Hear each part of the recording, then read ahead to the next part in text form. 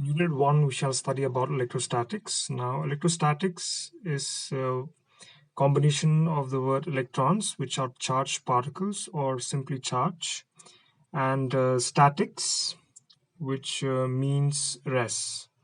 Therefore, in the Unit 1, we shall study about charge, which is at rest, or charges, which are at rest. So it's very important to know what a charge is and what are the properties of a charge. Now in chapter 1, we shall study about electric charge. So in order to know what electric charge is, we shall consider matter. Now, what is matter?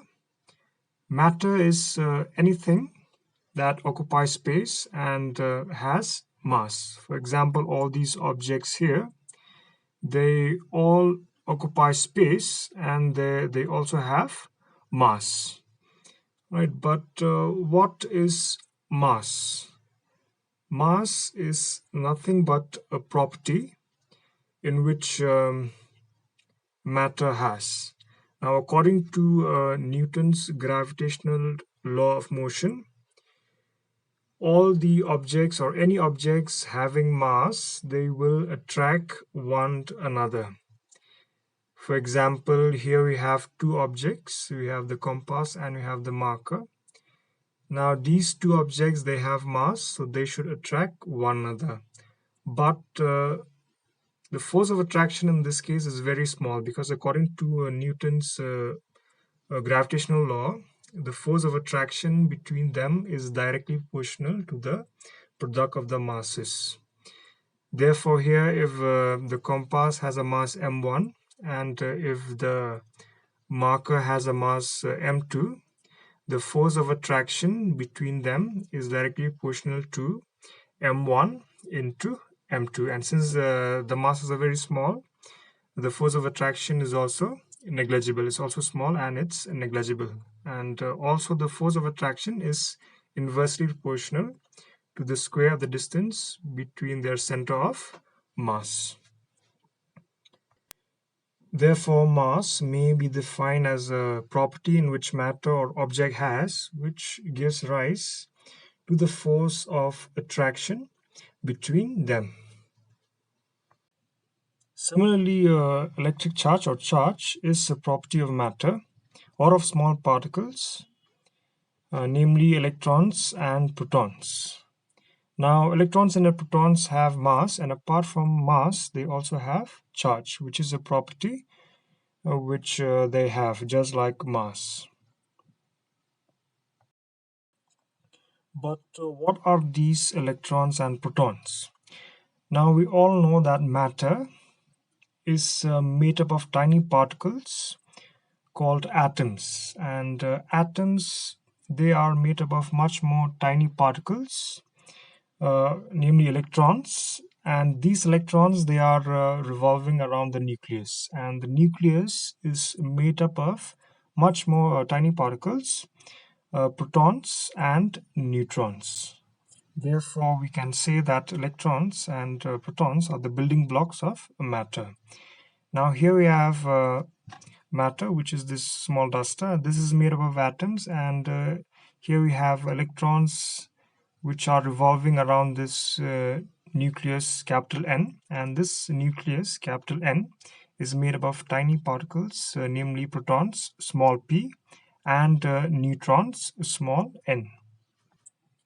Now there are two types of charge, one that of an electron, which is a negative charge, and the other that of a proton, which is a positive charge.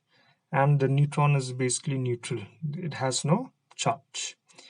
Hence this nucleus is a positive charge, and the charge of the electrons and the charge of the nucleus, they actually cancel the effects of each other. Hence all the atoms, they are neutral. Therefore matter is also neutral, but we can charge the matter either positive and negative, and that we'll learn the next topic.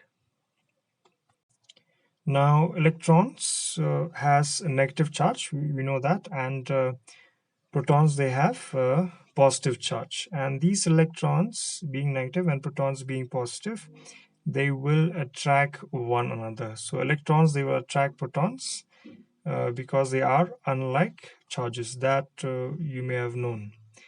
And electrons, they will repel another, being like charges. And also protons, they will repel one another because they are like charges. So electrons and protons, they will attract each other with a force of attraction, and electrons, they will repel one another with a force of repulsion. And also with the protons, they will repel another with a force of repulsion.